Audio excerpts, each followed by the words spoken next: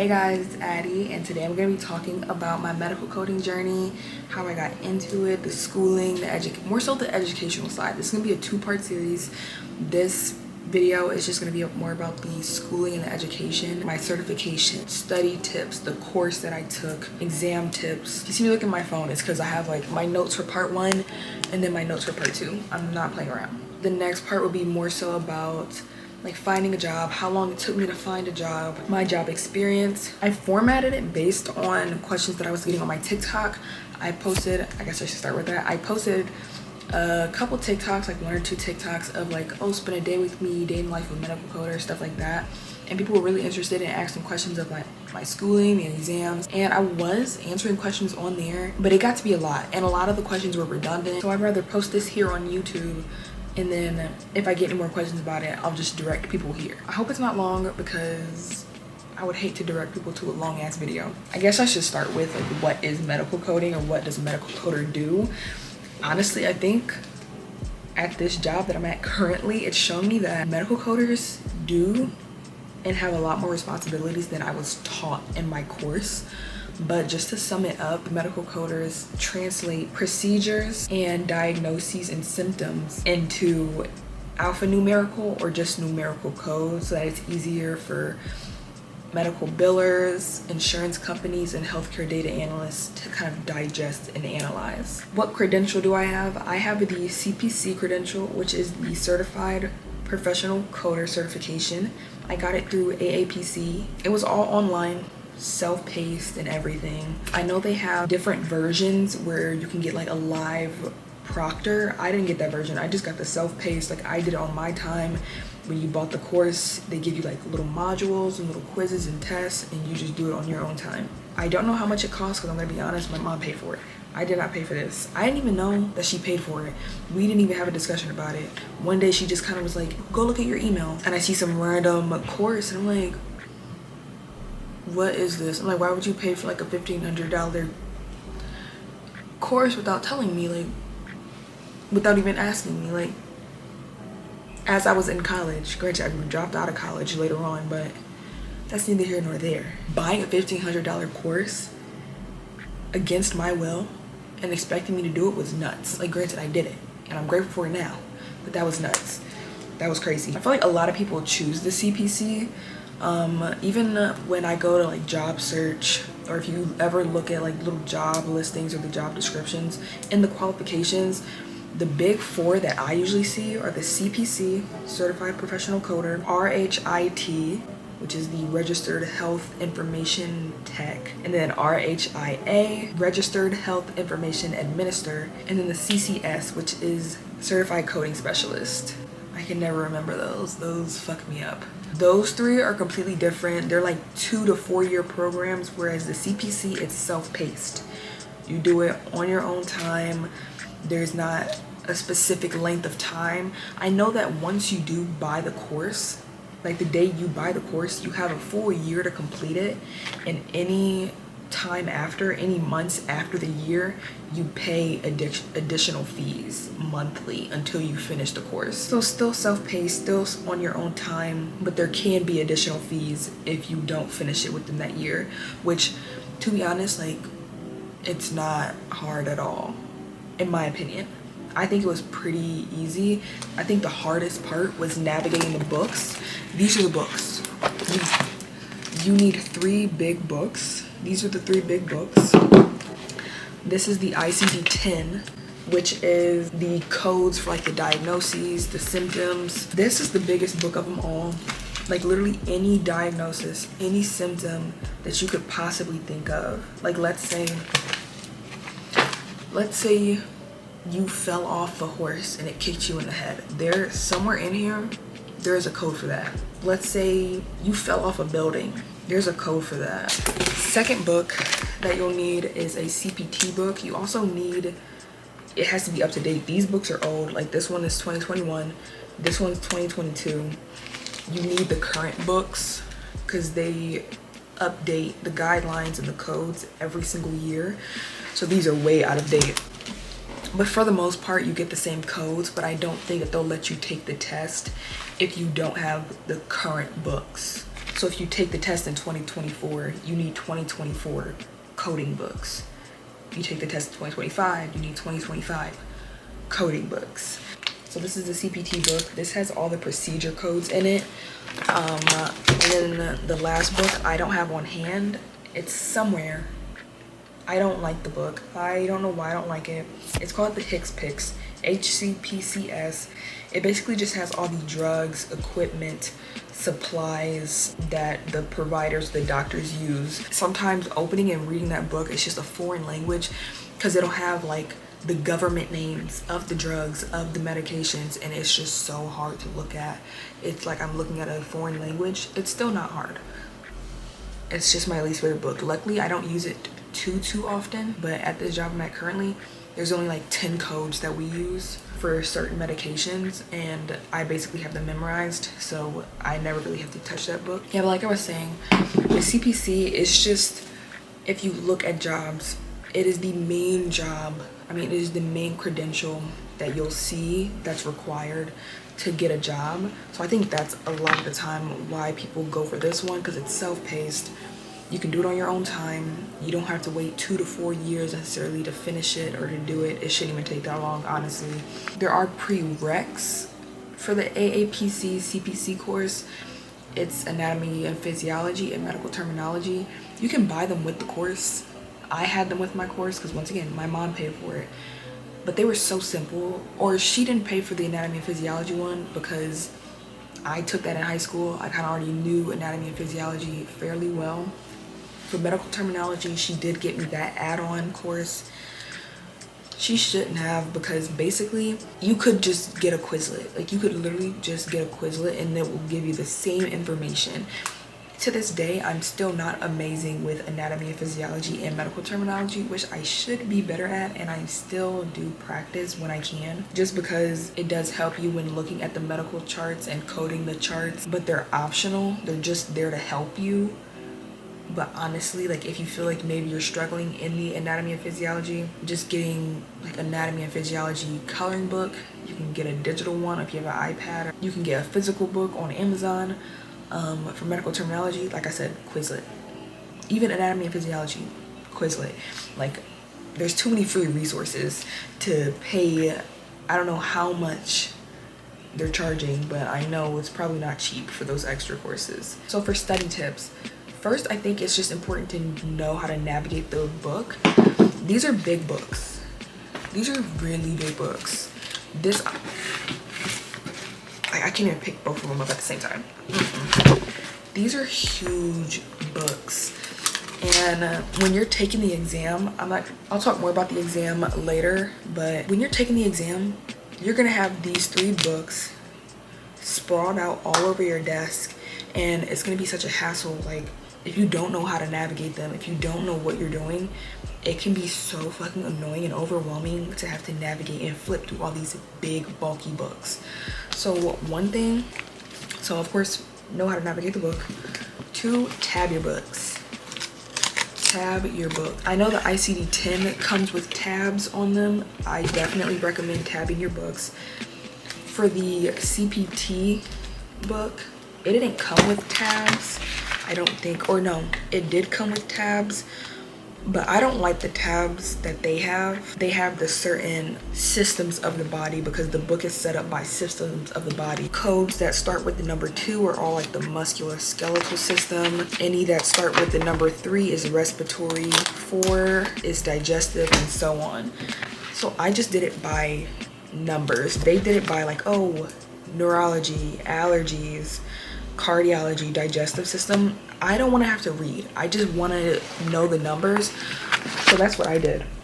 Hopefully you can see I tabbed it from 0 all the way to what? To 950. And then on the second half of the book, where you just look up the names of the codes, basically, I did alphabetical order. Would I ever tab my books for a job? Absolutely not, just because these books do get messed up. Like, this book is done. Like, these tabs are fucked. Like, they're done. They're unusable, they're unreadable. and for a job I wouldn't do it, but for studying for the exam, 1,000,000%. 1,000,000%. I swear, like, each question that I had on that test, because there's 100 questions, I swear it shaved off probably at least 15 seconds per question, which doesn't seem like a lot, but I swear, like, that helped so much to be able to just look at the question, know what numbers you need to go to, flip to that specific number. So much easier, I'm telling you. Tip number 3 is Huang Nguyen. I hope I did not just butcher that lovely man's name. I'm so sorry if I did. But his YouTube channel helped me tremendously. Like, if I didn't find his YouTube channel, I swear I don't think I would have passed. I'm not even kidding. On the test, on the actual exam, the paragraphs are so large and there's absolutely no way that you're going to be able to answer all 100 questions in 4 hours and thoroughly read those fat ass paragraphs. Like, it's damn near, I'm telling you, it's impossible. But he shows you how to, like, break down the paragraph so that you don't have to read the whole thing, and then it's all multiple choice. You get like 4 multiple choice questions or answers per question, and he shows you his like process of elimination and like his tips and his strategy for how he uses his process of elimination without like reading that entire paragraph. And I remember when I first watched it, I'm like, this doesn't make sense. Like, this can't be right. Like, no. I'm telling you, go watch his videos. I have a playlist on my channel that I created from his videos, like all the videos that I watched. I will say they are like 30 to 40 minutes, but you don't necessarily have to watch them all, because I know I didn't watch every single one of them, because basically he just goes over how to dissect the paragraph, how to use the process of elimination, and his process and his strategy on how to navigate the books. I remember when I was about to take my exam, I finished my course, and as I'm about to take my exam, I'm like, all right, I finished my course, now what? Like, there's no way. Like, I don't know, I didn't feel completely prepared after the course, because I'm like, even when taking the practice exams, I think that's what really threw me off. It was taking me like 4 minutes per question, and we don't have that type of time, because there's 100 questions, 4 hours. That gives you roughly 2 minutes and 40 seconds per question to answer every single question. Me using 4 minutes on each question, I'm only gonna get like half the fucking test done. I didn't know any other way to study his videos. That is my biggest tip, because at the end of the course, you're gonna be able to know how to navigate the books. You can know where everything is. It was just that paragraph. That was the main problem. I'm telling you. Oh, I will say I did time myself when answering questions. So if you do end up buying practice exams, or at one point I bought 1 practice exam. After that, I would just watched his videos and used his exam or used his questions for like my practice exams. I would pause it, time myself on answering the questions, navigating the books, and trying to get as close or below 2 minutes and 40 seconds per question. It got to the point where I was able to answer a question in like 60 seconds or less. Sometimes just by looking at the question, not even going in the books. Sometimes I could answer the question just by reading the paragraph and looking at the choices that I had, which is crazy because it was just numerical codes, and there's no way that you're ever going to remember every single code in this book without navigating it. But I'm telling you, with his strategies and with his tips and practice of elimination, girl, it was up and it was stuck. I was done. Like, it was crazy how confident I felt once I finally did take the exam. So exam tips, I don't really have exam tips. I guess I can just explain like the overview process of the exam. So I did mine on a webcam. I was at home, I did it through a webcam. I know you can go in person. I didn't want to do that. I have horrible test anxiety, and I know that me going in person, I was going to fail. Having someone like watch me like physically and having to be in a room full of people, it was going to stress me out. And I think also I was so used to having my big desk. I didn't know how I didn't know how the exam setup was going to be. Like, if I was going to just be at a regular little desk, you know, like a regular high school, public school desk, or if we were going to be at longer tables, because I need a long table for these 3 huge books. There's no way that I was going to be able to efficiently pass the exam, in my opinion, for me personally, on a little desk, and I couldn't even take that chance. So I just did it through a webcam. You had to use the webcam on your computer, but then I also had to buy an external webcam because you had to place it kind of behind you and really tall so that they could see the entire overview of your test taking area, just to make sure you weren't cheating or there was nobody else in the room with you. That's another thing. You had to take the camera, scan the entire room to make sure that there was no one in your room with you, under your desk. It wasn't like a long crazy process, just basically a slow scan under the desk and you're good. Then to check your books, my proctor made me like hold all my books like this and kind of shake it like this, do this, just to make sure that there were no, and then I had to open it and show him. I don't remember how I did it, like something like that. I had to show him like the inside of the book and kind of flip through it. He was mainly looking for any loose pages, any loose note cards, huge highlighted sections, any long handwritten paragraphs, because I do have stuff in here highlighted, like right here.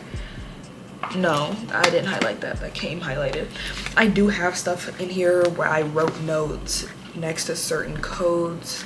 I'm guessing that they just didn't want like fat highlighted paragraphs like all over the page, a huge paragraph worth of like handwritten material. I'm guessing that's what they were looking for. I don't know if they're a little more stricter in person. I have no clue. I also took the exam twice. Technically, I passed on the first try, but I took it twice. A little story time.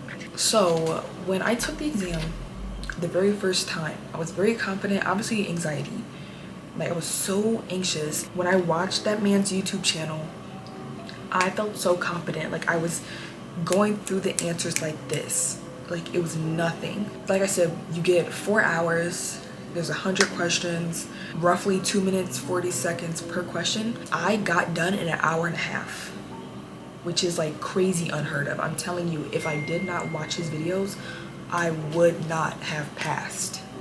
I don't think I would have. I would have been bumbling on every single question trying to read that badass paragraph, and it's not possible. By the time I got to the last question, I remember it was C. Whatever the question was, I remember the answer was C. As I'm about to click it, proctor leaves, my thing crashes. I am like, what the fuck? I didn't even answer the question. I just submitted it right away because I could still see my test. I couldn't see the proctor and I couldn't see the little app that the proctor was supposed to be on. It like fully crashed. His side crashed. So I didn't even bother trying to answer the last question. I just quickly submitted it because I didn't want them to think I did something and tried to cheat or anything, especially with how fast that I finished. So I quickly submitted it. I'm like sobbing because yeah, I submitted it, but I'm like, did it even take? Did that count? And like the proctor didn't end the test the way it should have ended. I just submitted it. So I'm sitting there crying. I'm crying so bad that my mom had to call AAPC or whatever we took the exam through. She had to call them and was like, hey, explain the situation, had to handle that because I was inconsolable. You couldn't even talk to me. I was in my room just sobbing because I'm like, there's no way that there was just so much anticipation. I was so happy that I got it done in an hour and a half. I felt so confident with every single one of my answers. All that work is gone, potentially gone. And yeah, it was gone. The customer service lady, she was like, oh yeah, I see your test right here. It's saved, you're good. Lied like a bitch. Not to call her no bitch, but damn did she lie. She lied like fuck, because I had to retake the test. I waited like 2 weeks. I was trying to get my results, and finally I'm like, I don't think my test submitted. I just had a horrible feeling. So finally I looked on my AAPC membership site because I know when my mom bought the course, I got 2 takes for the exam. So like, let's say I failed one, I get 2 takes. My 2 takes were still there. It would have said 1 exam left, but it said 2, meaning that my first exam that I did didn't go through. It's so hard to even think about because I was so fucking pissed. It was to the point where I think once I found that out that it didn't take, I scheduled it for like the next day or the day after, whatever the earliest that I could take the exam. I didn't tell anyone in my family I was taking it. I just took it. And I think I got my results after I took it, did that entire process over again. I finished that time in like an hour. I was pissed. I didn't even care. And I finished in an hour. I was just so pissed. I was so over it. I'm like, I already did this shit once. I don't care anymore. I'm over it. And I passed. And I also got my exam results within like an hour. I took a nap, woke up, checked it. I realized, or I saw that I passed. Also, the last thing I want to talk about is getting the A off of your CPC credential. So I didn't know this. When you pass the exam, you're not just going to be a CPC. You're going to be a CPC-A. The A stands for apprenticeship. It's basically just outing you to hiring managers and recruiters, being like, hey girl, I'm new. I just got this credential. It's a fucking snitch. It just shows that you have less experience or absolutely no experience and that you're fresh into the coding world. But there are ways to get the A off. There's 3 options. Luckily, I had a job at the time doing coding. That'll play into it in a second. But there's 3 different ways to get the A off, because the sooner that you get the A off, the better. Some job description will specifically say no CPCA. So the sooner that you can get that off, the better, in my opinion. Option 1, 2-year employment verification. That's the option that I took because although I didn't have my CPC credential yet and I had just gotten it, I was working as a medical coder for my uncle because he had run his own family practice, and I was doing a little medical coding there for about 2 years or so. So luckily I was able to get mine off with that option. Option 2 is 1 year of employment verification and a completion of an 80-hour coding preparation course or the completion of AAPC's Practicode. I never took Practicode. I wish I would have known about it at the time, because I'll talk more about this in my second video dealing with more so the job stuff. But there's a fat gap between the education and the work experience. There's a fat gap that I think Practicode could have helped fill for me. Like a lot of the stuff that I'm learning at my job right now, it's not even something I would have thought was a part of the coding world just based off the CPC course alone. But I've read that Practicode helps with that. And I mean, I obviously could still take it. I could still pay for it, but it's a little too late. I'm already 3 months into this job. I'm getting the feel for stuff. I've learned a lot already. It's a little too late. I would have loved to know about that earlier though.